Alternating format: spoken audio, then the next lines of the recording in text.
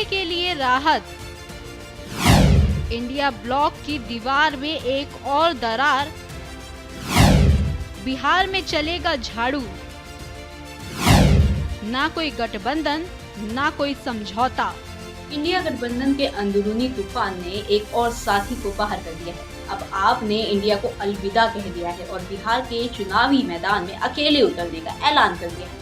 2025 की रणभूमि तैयार है और अब मैदान में एक खिलाड़ी अकेले उतर चुका है। दिल्ली की गलियों से निकली आम आदमी पार्टी अब बिहार के सियासी समर में पूरी ताकत के साथ कदम रखने जा रही है। जी हाँ, आम आदमी पार्टी ने ऐलान कर दिया है कि वो बिहार की सभी 243 विधानसभा सीटों पर अकेले चुनाव लड़ेगी। दिल्ली सरकार के मंत्री और आप के नेता सौरभ भारद्वाज ने साफ कहा कि जब कांग्रेस ने गुजरात में धोखा दिया तो अब भरोसे की कोई जगह नहीं बची।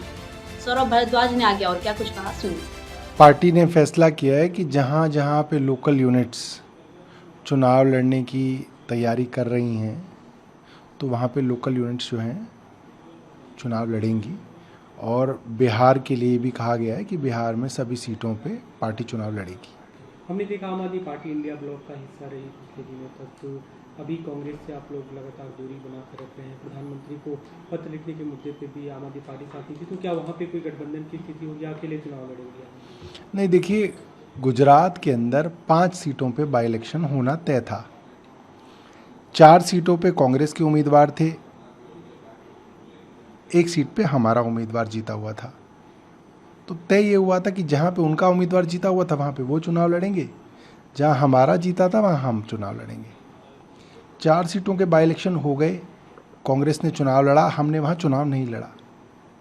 मगर जब 5वीं सीट का बाई इलेक्शन आया, हमने अपना उम्मीदवार खड़ा किया तो कांग्रेस ने भी वहाँ पे अपना उम्मीदवार खड़ा कर दिया।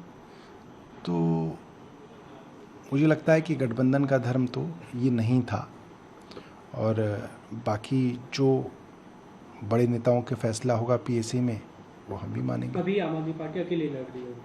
हाँ, बिहार के अंदर हम अकेले चुनाव लड़ रहे हैं। ये फैसला न केवल आपकी रणनीति में एक बड़ा बदलाव है, बल्कि बिहार की सियासत में एक नया तूफान ला सकता है। जहां आरजेडी और कांग्रेस मिलकर एनडीए से लोहा लेने की कोशिश में है, वहीं आपका ये कदम वोटों के बंटवारे का कारण बन सकता है। आपने खुलकर आरोप लगाया कि कांग्रेस ने गुजरात को चुनाव में धोखा दिया, समझौते को नजरअंदाज किया और अब उस टूटे हुए भरोसे के साथ आप बिहार की राजनीति में नया अध्याय लिखने लगे हैं।